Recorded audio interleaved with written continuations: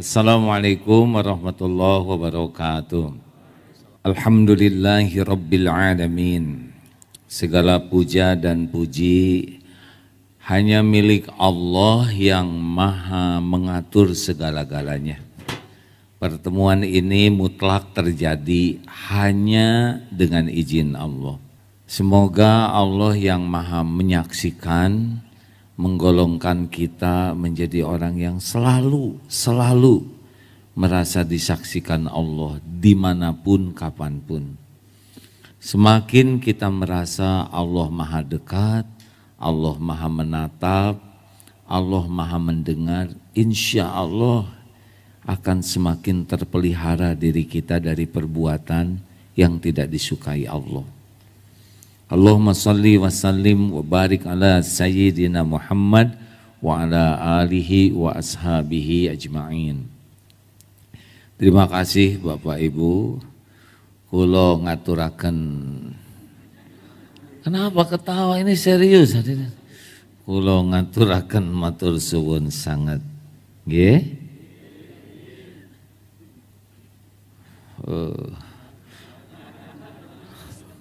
Jangan gitulah Mas, saya lagi berusaha ini. Tadi diajarin tapi susah ya hadirin. Kulo Abdullah ya, gimnastiar saking Bandung, Jakarta ya. Kulo durung saged basa Jawa yo, maaf ya. Hadirin, alhamdulillah, terima kasih Darut Tauhid dengan DT Pedulinya sudah hadir di Solo dengan dukungan Bapak Ibu semua. Ada yang bertanya, apa sih yang paling penting dalam program pendidikan Darut Tauhid? Satu yang paling penting itu hanya satu. Pendidikan di Darut Tauhid itu kalau ingat sabda Rasulullah Shallallahu Alaihi Wasallam, mengapa Rasul diutus ke bumi? Innama bu'itsu liutammima makarimal akhlak. Sesungguhnya hamba diutus ke bumi hanyalah untuk menyempurnakan kemuliaan akhlak. Jadi kita nyari ilmu, golnya akhlakul karimah, kita ibadah, golnya akhlakul karimah. Mengapa? Karena ternyata orang yang paling tinggi di sorga itu adalah diberikan kepada yang paling mulia akhlaknya. Halo, ingin bahagia? Tolong dijawab hadirin ya, kalau mau, kalau tidak kita putuskan malam ini juga ya. Ingin bahagia? Mau tahu bahagia di mana letaknya? Pada akhlakul karimah. Jadi kalau kita merasa kurang bahagia artinya apa? Jujur saja hadirin jawab, artinya apa? Akhlak kita belum mulia, pasti ada yang salah pada diri kita. Karena Allah menurunkan sakinah kalau kita melakukan hal yang Allah sukai, baik niat maupun cara. Dan Allah turunkan kegelisahan ketika kita melakukan sesuatu yang tidak Allah sukai. Ini gelisah yang tidak Allah sukai ya. Alarm gelisah itu. Seperti berbohong, gelisah itu. Karena Allah tidak suka. Orang berbuat maksiat itu kan dua cirinya. Satu gelisah, dua takut ketahuan orang. Makanya kalau kita ingin bahagia, bahagia itu ada pada akhlakul karimah. Saya ingin mulia, mulia ada pada apa? Pada akhlakul karimah. Saya ingin selamat, selamat ada pada akhlakul karimah. Ingin timbangan terberat di akhirat, timbangan apa? Timbangan akhlak. Tadi saya tanya ke yang karyawati yang belum menikah, maukah punya suami yang rupawan? Mau. Sudah rupawan, pintar mau tidak? Mau. Lebih keras. Sudah pintar, rupawan, banyak uang? Mau. Hampir histeris. Rupawan, pintar, banyak uang, tapi akhlaknya bejat, nauzubillah, amit-amit cabang bayi, begitu. Jadi ada harapan ya bagi yang kurang rupawan, kurang pinter dan kurang bekal. Kalau akhlaknya mulia, Masya Allah. Coba saya nanya ke bapak-bapak, Pak, kenapa ujuk-ujuk senyum begini? Maukah punya istri rupawan? Oh, takut istrinya datang sekarang. Ya udah nggak jadi. Masalah terbesar di negeri ini bukan masalah ekonomi, tapi masalah akhlak. Bukan masalah politik, masalah akhlak dalam berpolitik. Kita tahu sendiri ya. Bahkan berita yang datang itu di pesantren saja, kalau akhlaknya rusak, rusak dia. Alhamdulillah bersamaan dengan berita yang memalukan itu, kita dengar juga salah seorang pemimpin yang komitmen ke Islam, Wali Kota Bandung, Ustadz Oded, wafat di hari Jumat dalam keadaan wudhu, melakukan sholat, persiapan untuk khutbah, sulit meninggal seperti itu hadirin. Kecuali Allah yang mengatur sedemikian rupa. Wafatnya saja jadi dakwah ya. Nah hadirin, pertanyaannya, akhlak itu datang dari mana? Ayo siapa yang tahu? Dari tadi. Dari hati, benar. Ala inna fil jasad mudghah idza salahat salahal jasadu kullu wa idza fasadat fasadal jasadu kullu ala wahyal qalbu.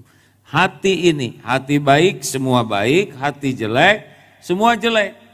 Nah ini yang jadi masalah, pendidikan hati di negeri ini kurang, benar?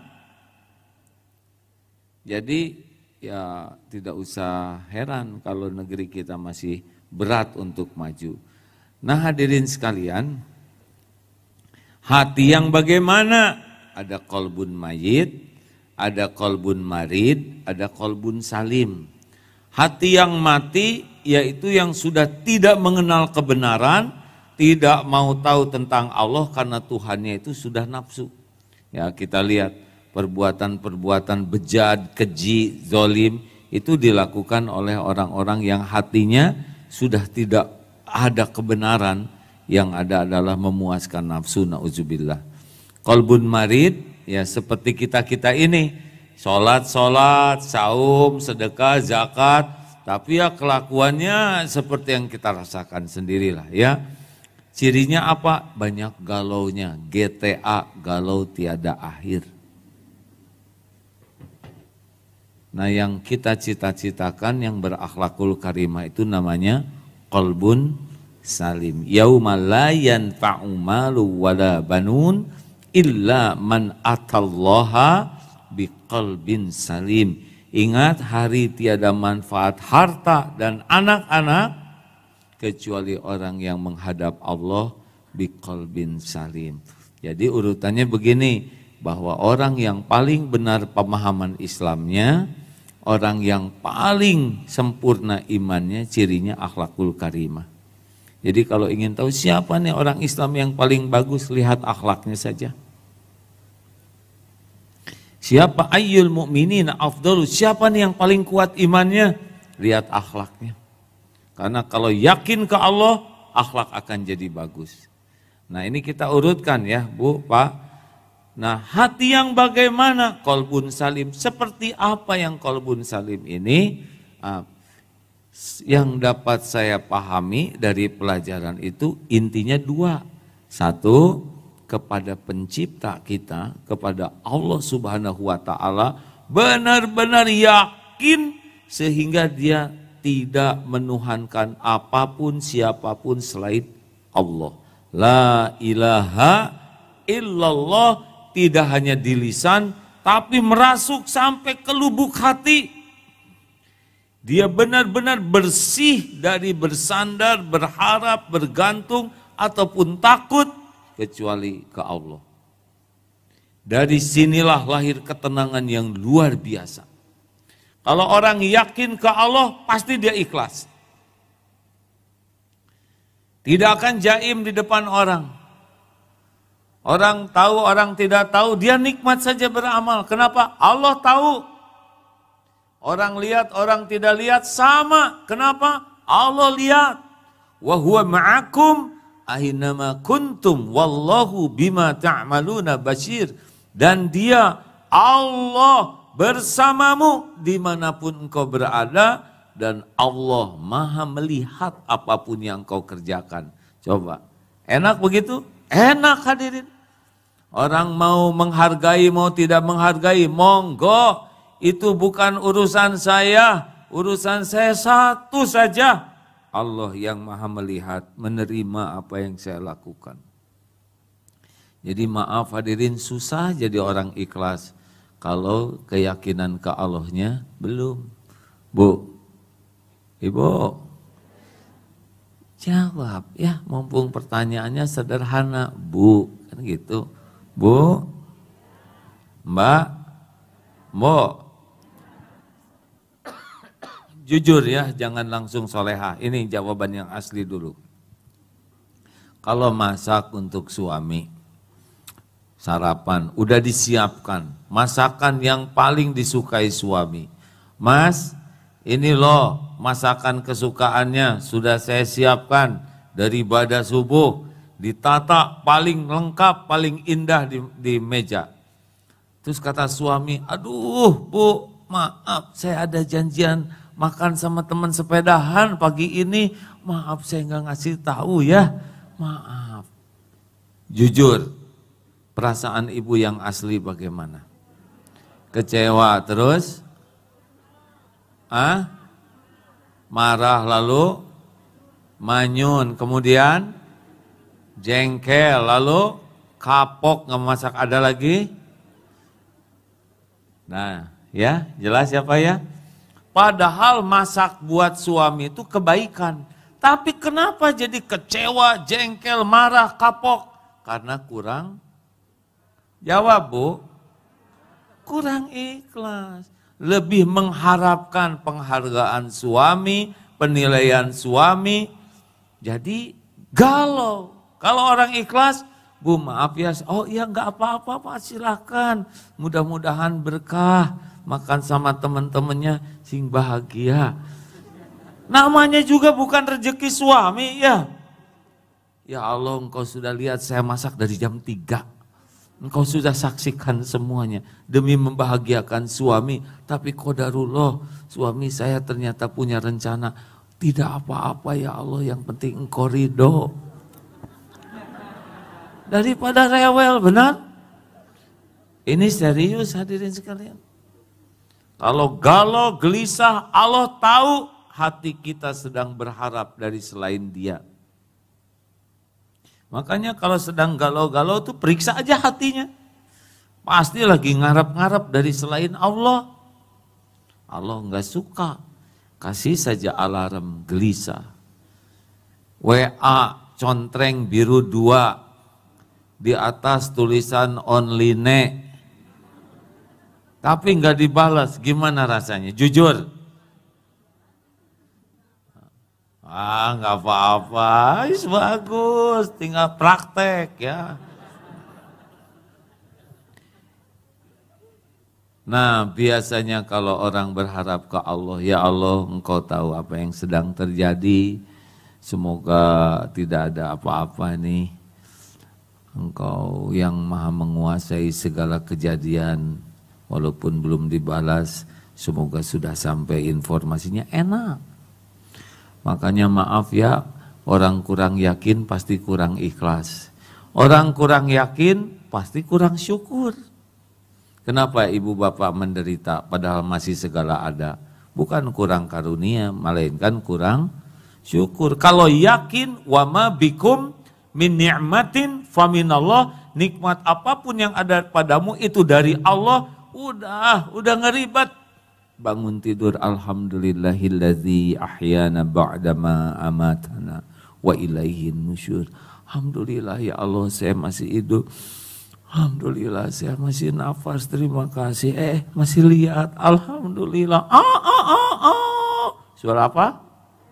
Suara Aagim ya. Alhamdulillah masih bisa mendengar. masih berteduh, pas bangun ya Allah, stretching, krek, krek, alhamdulillah tulang masih komplit. Berdiri, masih bisa berdiri, berapa banyak yang tidak bisa berdiri, betul? Ke kamar mandi, alhamdulillah toiletnya dekat, coba waktu KKN, ya kan? Harus direndam di sungai ya. Alhamdulillah pintunya ada kuncinya. Pernah masuk toilet pintu nggak ada kuncinya?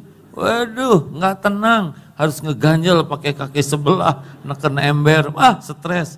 Alhamdulillah airnya ngocor. Berapa banyak yang ada toilet nggak ada airnya? Benar? Oh, di kamar mandi itu, duh ya Allah, bisa menuntaskan, membuang hajat, itu pun nikmat dari Allah. Lihat meja makan, ya Allah, berasnya dari Cianjur, garamnya dari Madura, airnya dari mana, madunya dari hutan mana, kumpul di sini. Alhamdulillah. Lihat lemari, ya Allah, Engkau siapkan pakaian penutup aurat segini banyaknya. Kata suami, Bu, aduh alhamdulillah punya suami, masih hidup ya Allah, alhamdulillah. Oh hadirin, kalau orang tahu semua nikmat dari Allah tuh hidupnya tuh tenggelam dalam syukur tiada bertepi. Masya Allah. Suami ngorok, alhamdulillah ya Allah. Berarti suami saya masih hidup. Kalau udah meninggal, berapa banyak saya dengar cerita istri yang merindukan korokan suaminya karena udah meninggal. Mumpung ada, disyukuri Bu model ini tuh ya. Susah lagi cari model ini ya, maaf ya Pak ya. Ini serius, gak bisa orang syukur kalau gak tahu nikmat itu dari Allah. Yang paling gampang mendatangkan tambahan karunia tuh bukan banyak keinginan, banyak bersyukur. Sabar, sabar itu mudah bagi ahlul yakin. Alladzina idza asabathum musibah qalu inna lillahi wa inna ilaihi raji'un. Ketika ditimpa musibah, dia langsung mengatakan, ya Allah, sesungguhnya kami semua milik-Mu. Kami semua kembali kepadamu. Ma asaba min musibatin illa biiznillah wa may yu'min billah yahdi qalbah. At-Taghabun ayat 11. Tak ada satupun musibah yang menimpa kecuali dengan izin Allah.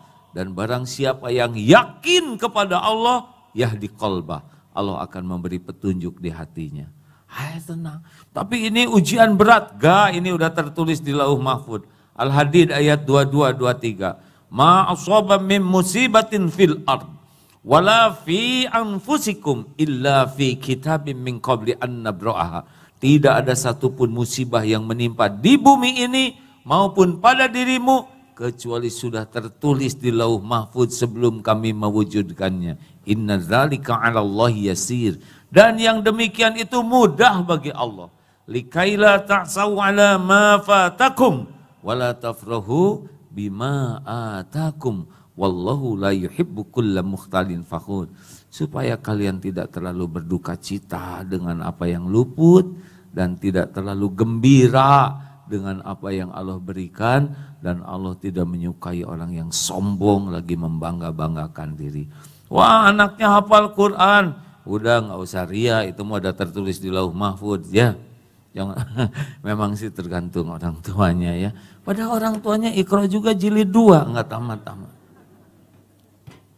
Hadirin, jadi orang yang sabar itu adalah orang yang tidak merasa memiliki, tidak merasa dimiliki kecuali hanya milik Allah. Tadi beberapa perumpamaan. Coba Bu, kalau ada seseorang menitipkan tas ke Ibu ya, ini tolong titip tas ini, boleh dipakai. Tapi nanti kalau saya mau ambil, saya ambil ya. Oh ya nggak apa-apa. Dititipkan. Waduh, Ibu seneng tasnya. Bagus. Keren. Datang pemiliknya, Bu mau saya ambil tasnya ya, apa yang Ibu lakukan? Hah? Jangan, ini tas saya. Kira-kira sehat tidak orang seperti ini? Jawab Bu. Enggak mau, enggak boleh. Tapi karena nggak bisa ditolak, udah diambil juga. Kamu ini gimana? Yang bener aja. Marah-marah. Tapi ada juga ya udahlah ambil aja lah sok lah. Ngapain dipinjemin kalau gitu. Ngasihin sambil jengkel. Tapi ada juga yang ketika diambil tasnya, kulo ngaturaken matur suwun sangat. Terima kasih sudah diberi kesempatan pakai tas ini. Monggo saya kembalikan tasnya. Saya ridho karena bukan punya saya. Mana kira-kira yang bahagia dan mulia? Jawab hadirin karena yang terlalu jelas ya. Yang mana? Yang terakhir ya. Nah itulah orang yang yakin ke Allah. Berapa banyak yang merasa musibah, aduh mobil saya nggak ada hilang. Ya sebetulnya musibahnya itu adalah merasa memiliki mobil itu. Saya ketipu, ya ketipu kan cuman episode. Ketipu itu Allah sedang memberikan ilmu tipu menipu. Supaya kita tidak tertipu yang lebih besar. Berapa banyak orang yang sukses gara-gara ketipu? Coba acungkan tangan. Saya kan ahli ketipu, Pak. Jadi saya udah tahu gelagat yang mau nipu. Jadi ketipu itu adalah salah satu karunia Allah supaya kita lebih berlindung ke Allah. Banyak yang kita anggap orang baik ternyata ujungnya ngebohongin. Kenapa coba? Karena kita tidak minta tolong ke Allah. Coba saya mau nanya Bu, kalau ibu punya bekal perhiasan, kemudian ini buat masa depan, ini buat masa tua nih, tabungan ini ya, ini buat jaminan hari tua, kemudian ketipu, ada yang ngajak bisnis dan habis itu uang andalannya ini. Coba, ini nikmat atau musibah? Jawab. Takut nyebut musibah, takut salah, nyebut nikmat, takut terjadi hadirin. Ini nikmat hadirin, Allah tahu ibu bersandar kepada tabungan ini. Seakan-akan sisa umur tuh terjamin dengan adanya tabungan.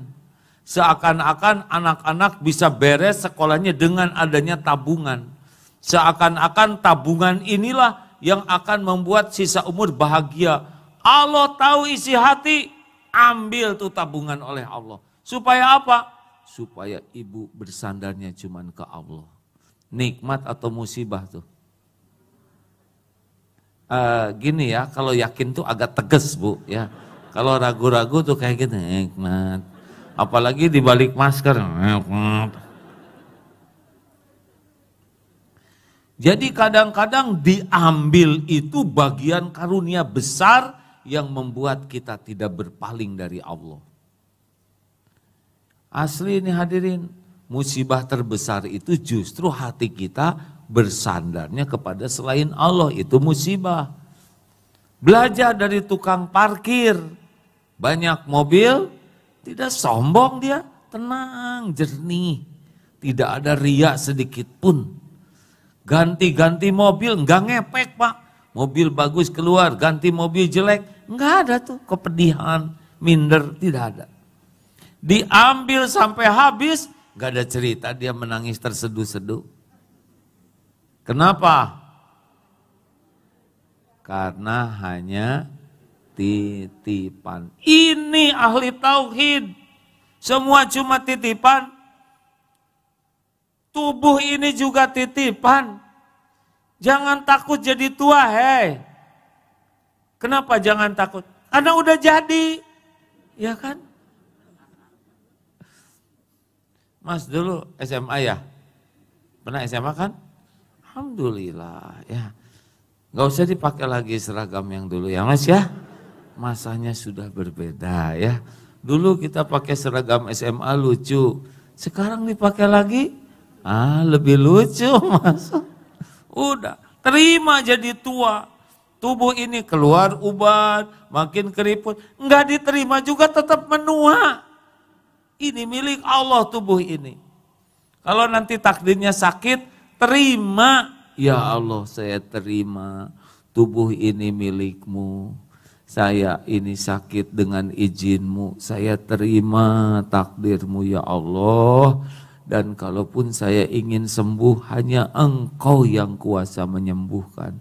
Terima dulu takdir. Karena semuanya milik Allah dan Allah pasti berbuat baik. Jelas hadirin sekalian? Suami ibu milik siapa? Ya udah itu aja saya nanyanya. Pak, istri bapak milik siapa? Jawab Pak. Jangan marah-marah loh Pak, nanti pemiliknya marah. Hadirin sekalian, sabar itu dari tidak merasa memiliki dan tidak merasa dimiliki, kecuali semuanya hanyalah milik Allah. Harta, gelar, pangkat, jabatan, penampilan, followers, popularitas, kekaguman orang itu cuman casing ya. Sekarang dipuji rame-rame, sekejap dibalikin, dicaci maki rame-rame, gampang bagi Allah. Benar? Makanya jangan suka lengket merasa memiliki. Lihat perangkok, kenapa kalau dicabut robek? Karena lengket.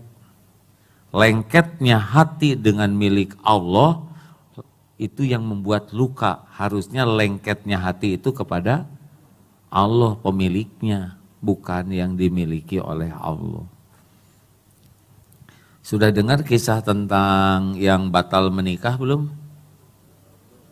Ada yang udah dengar enggak? Bapak udah dengar? Saya ceritakan Pak, supaya efisien.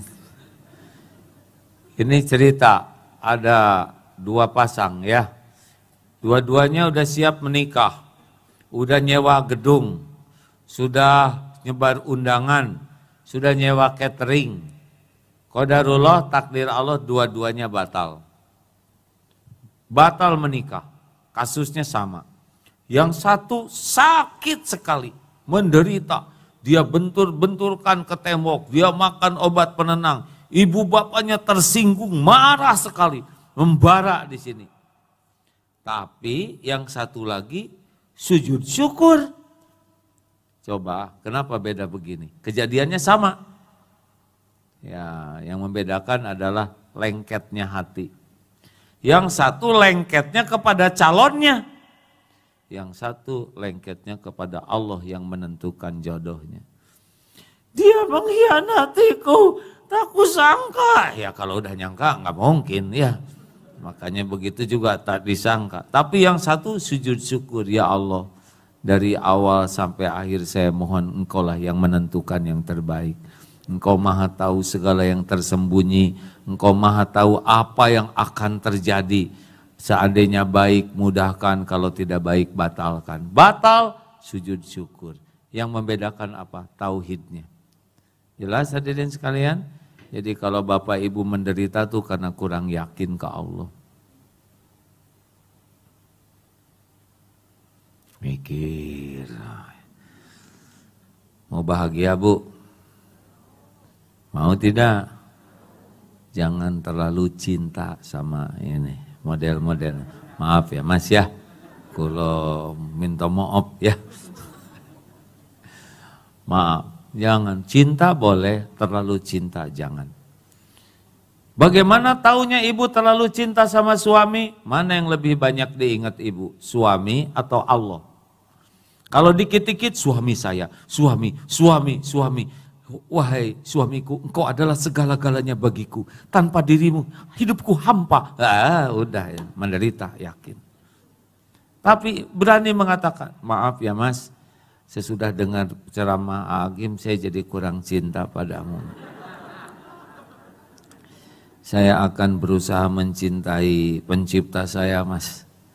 Maaf aja mas, kalau saya tidak ngebet pengen dihormati, dicintai, dikagumi, maaf. Saya akan lakukan yang terbaik, tapi bukan supaya mas cinta ke saya lakukan yang terbaik supaya Allah cinta ke saya. Maaf aja ya Mas ya, sesudah saya hidup bertahun-tahun ternyata Mas nggak punya apa-apa ya. Allah yang punya segala-galanya. Allah yang menutupi aib saya. Allah yang memberikan rezeki kepada saya. Allah yang ngasih pahala. Sorga juga milik Allah Mas. Maaf, saya akan berusaha supaya Allah mencintai saya. Mau cemburu sama Allah? Yakin kalau istri seperti itu istri akan khidmat ke suami dengan ikhlas Pak. Enggak jaim, enggak rewel, enggak curigaan. Karena ada Allah andalannya. Curiga sama suami, ambil wudhu. Ya Allah, Engkau tahu suami saya kemana. Engkau saksikan apapun yang dilakukannya. Jaga pandangannya ya Allah. Tiap mau lihat, tiung lagi. Kenapa jadi lihat Quran terus ini? Jaga hatinya. Jaga sikapnya ya Allah. Yang tadinya mungkin mau ke diskotik, didoakan jadi itikaf. Ini kenapa jadi ke masjid begini? Apa yang sulit bagi Allah membulak-balik hati? Makanya nggak usah rewel Bu, ada apa-apa ambil air wudhu, sholat. Pertanyaannya sholat apa? Mau tahu sholat apa Bu? Sholat apa kira-kira? Jawab hadirin, jangan bikin emosi. Sholat apa ini? Shh, diam lelaki. Sholat apa Bu?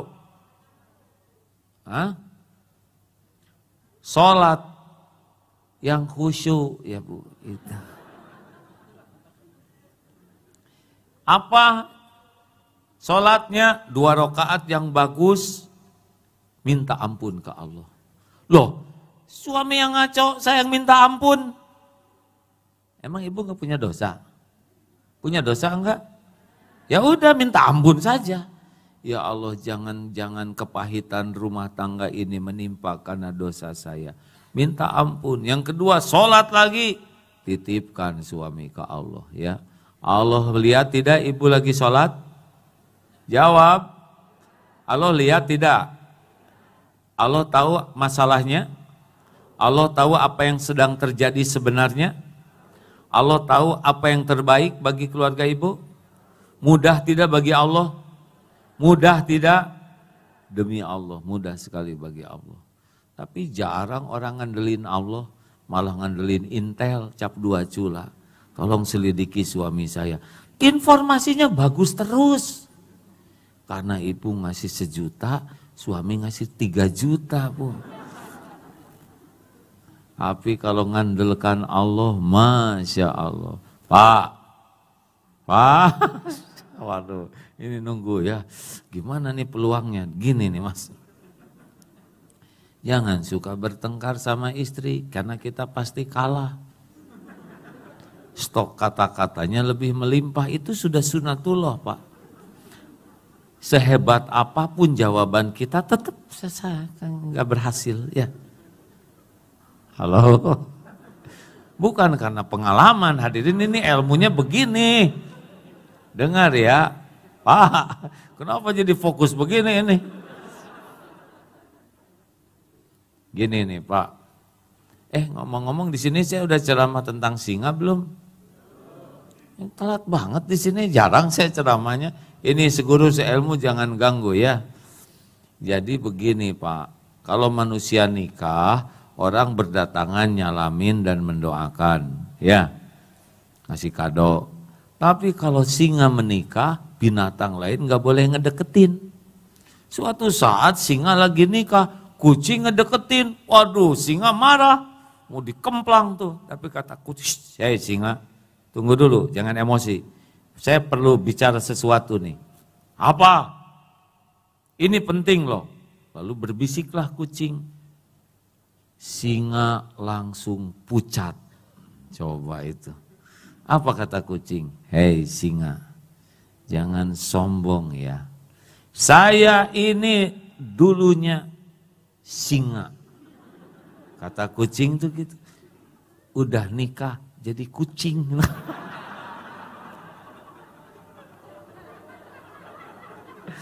Jelas Pus? Meng, jelas tidak Meng? Coba tes mengeongnya. Aduh, enak betul ketawanya ya. Kenapa Bapak ketawanya enak? Karena menjiwai, Pak. Begini, Pak, jadi lelaki mah nggak usah ribet.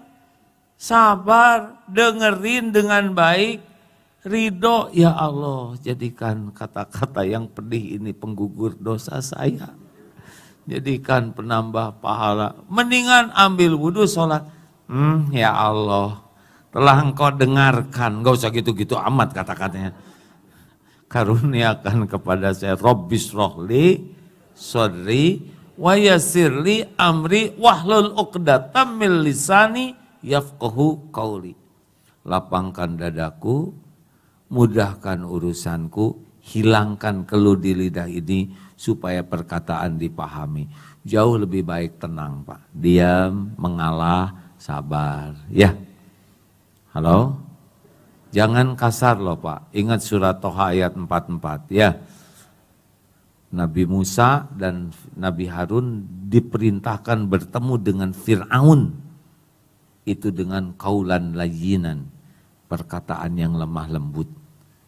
Kalau Bapak kasar kepada istri, berarti dalam pandangan Bapak, istri Bapak lebih ganas dari Fir'aun. Itu dia. Diimbang-imbang aja ya. Kalau seimbang dengan Fir'aun begitu ya, lembut ya. Istri lebih berhak lagi mendapat kelembutan. Nah, Bapak lemah lembut, Allah yang ngebulak-balik hati. Yakin Allah yang membulak-balik hati, kita tidak akan sibuk bersilat lidah. Jelas tidak nih Pak? Nggak usah gampang bersilat lidah lah. Kalau Allah buka mah buka aja habis kita. Ya, Bapak kan dihargai istri karena istri aja nggak tahu kelakuan Bapak yang sebenarnya. Langsung nunduk begitu ya. Nah baik Bapak Ibu sekalian, sabar, ikhlas, syukur, tawakal itu milik ahlul yakin. Enak hidup begitu. Ada ancaman kul la yusibana illa ma kataballahu lana huwa maulana wa 'alallahi falyatawakkalul mu'minun. Katakan sekali-kali tidak akan menimpa kepada kami kecuali apa yang sudah telah ditetapkan Allah untuk kami. Dialah Allah pelindung kami dan kepada Allah lah orang yang beriman bertawakal. Mau pergi dari rumah? Bismillah. Tawakkaltu 'alallah, dengan namamu ya Allah. Saya bertawakal kepadamu, la haula wala quwata illa billah. Tiada daya, tiada kekuatan kecuali darimu.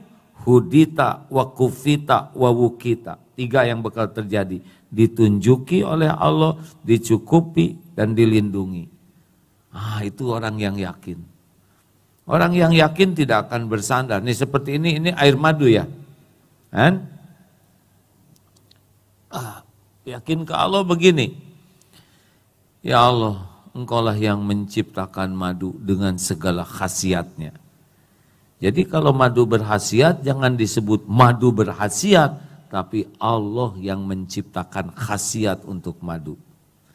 Dan khasiat ini pun tidak akan memberi manfaat tanpa izin Allah. Saya minum ya Allah air madu ini, bismillahirrahmanirrahim. Biasa-biasa aja, hadir pakai ketawa, harusnya syukur. Alhamdulillah silakan minum, gitu. Cari akal buat minum, suudon. Bismillahirrahmanirrahim. Alhamdulillah. Alhamdulillah, sunnahnya 3 kali. Alhamdulillah. Makan obat. Kalau orang tawakal, ya Allah, Engkaulah yang menakdirkan saya sakit dengan izin-Mu. Saya terima sakit ini ya Allah. Misalkan lagi sakit kepala. Engkau tahu saya lagi puyeng sekali karena dengan izin-Mu saya puyeng. Saya terima ya Allah sakit ini. Dan saya sempurnakan ikhtiar karena perintah-Mu. Ya Allah, bismillah saya akan makan obat. Obat ini tidak ada manfaat sama sekali tanpa izin-Mu. Semua khasiat obat ini Engkau yang menciptakan dan obat ini pun bisa menyembuhkan. Hanya Engkau yang menghendaki. Bismillah. Udah. Tetap belum sembuh, nggak apa-apa. Bagi-bagi rezeki dengan apotek, ya kan? Ya, waktu COVID kemarin obatnya sama, sakitnya sama, yang satu sembuh, yang satu tetap sakit, yang satu meninggal. Kenapa coba? Karena Allah yang menentukan, benar? Makanya kalau orang-orang yakin ke Allah, nggak mau hatinya bersandar, bergantung kepada siapapun selain Allah. Kira-kira akhlaknya jadi baik tidak dengan begitu? Ban meletus. Apa yang akan dikatakan? Inna lillah wa inna ilaihi rajiun. Apalagi? Qadarullah wa masya qaddarullah wa masya fa'al. Ini sudah takdir Allah. Mas, ban mobilnya meletus? Iya Bu. Kenapa ya? Karena sudah waktunya. Kenapa dong ban kita yang meletus bukan mobil yang lain? Karena rezeki tunggang tambal bannya ada di dompet kita. Tapi ini masih jauh loh Mas. Masih 1 kilometer lagi harus didorong. Artinya Allah ingin ibu olahraga. Ayo dorong ya oleh ibu. Sing kuat ya Bu. Enak hidup kayak gitu, nggak ribet, benar? Nah itu satu coupling yakin ke Allah. Dan coupling yang lainnya kepada pencipta bertauhid, kepada ciptaan rahmatan lil alamin. Itu akhlak di sana. Jadi orang hatinya jadi bersih tuh kalau ke Allahnya benar-benar inna sholati wa nusuki wa mahyaya wa mamati lillahi rabbil alamin. Semuanya hanya karena Allah. Kenapa kok ibu sabar betul sih? Padahal suaminya galak. Oh, karena Allah suka sama orang sabar. Kenapa kok bapak nggak ngebales walaupun bapak disakitin oleh tetangga itu, malah bapak membalas dengan kebaikan? Karena Allah suka sama orang yang membalas dengan kebaikan. Beres urusannya dengan Allah, ya. Halo? Nah, begitulah. Yang kedua, kepada makhluk sayang, Pak. Maaf ya, Bunda Teresa. Beda akidah. Tapi terkenal karena sayangnya kepada orang-orang. Saya pernah lihat tayangan singa di Kolombia memeluk seorang ibu yang datang. Kenapa? Apa karena kecantikannya? Coba aja, ibu-ibu yang paling cantik di Solo, masukkan ke kandang singa. Kita lihat hasilnya ya. Dipeluk atau dikunyah ya. Tapi itu dipeluk dengan pelukan kasih sayang. Kenapa? Singa, binatang buas, begitu memeluk penuh kerinduan dan kasih sayang ke ibu ini. Karena 6 tahun sebelumnya waktu singa itu kecil, ditolong, diurus, didekap, diberi susu, dibelai, dimandikan, dan singa tidak melupakannya. Itu binatang buas loh. Bertemu dengan kasih sayang, 6 tahun tidak berubah di hatinya. Pertanyaannya, berapa banyak anak yang memeluk ibunya seperti singa memeluk tadi? Apa suami ibu ketika ketemu ibu, pelukannya pelukan yang kasih sayang? Kalau enggak, berarti suami ibu kurang katih tayang. Mengerti men? Rahasia kasih sayang itulah irhamu man fil ard yarhamkum man fis sama. Sayangi yang di bumi, yang di langit menyayangimu. Punten sekali saya pernah melihat YouTube Pak. Semoga Allah menyayangi kedua belah pihak ini. Ulama yang berbeda pendapat tentang kunut. Yang saya sedih itu kenapa seperti yang marah. Padahal ini saudaranya, benar? Dan yang dibahas itu furu, cabangnya saja. Tapi seperti yang ini benci ke sini, ini benci ke situ. Padahal Allahnya sama, Rasulnya sama, Qurannya sama, sholatnya sama. Hanya bagian itu saja yang ada perbedaan pendapat. Tapi kenapa jadi benci? Boleh jadi kurang katih tayang kepada umat Islam saudaranya. Nah ini sering terjadi di kita nih Bu. Padahal kalau mau bertengkar ke Israel aja. Tapi nggak berani ke sana. Beraninya ya sama teman semasjid, sama teman semajelis taklim, berantem itu. Penyebabnya sifat rahmatnya kurang. Dan kalau sifat kasih sayang itu nggak usah banyak ngomong, Pak. Coba nih, tes hati ya. Oh, udah habis belum waktunya? Sudah habis belum? Sudah. Nah, nada itu menentukan perasaan. Kalau kasih sayang belum, enak, belum itu kan emosi. Baru aja diajarin, belum juga pulang, udah emosi ya. Nah, ibu sangat sayang padamu. Siang malam rasanya air mata ibu ini tidak berhenti meminta kepada Allah agar engkau jadi anak yang soleh. Ibu lakukan apa saja demimu agar engkau bahagia dunia dan akhirat. Dan ibu tidak mengharapkan pamrih apapun. Semua perjuangan pengorbanan ibu hanya untukmu nak, agar engkau sukses dunia akhirat. Bagus? Jawab atuh hadirin, nanti saya tapi tidak boleh berharap dari makhluk ya. Kalau saya berharap bawaannya jengkel. Bagus tidak hadirin? Mumpung pertanyaannya simpel Pak. Kalau pertanyaannya coba tafsirkan surat Al-Baqarah, diam hadirin.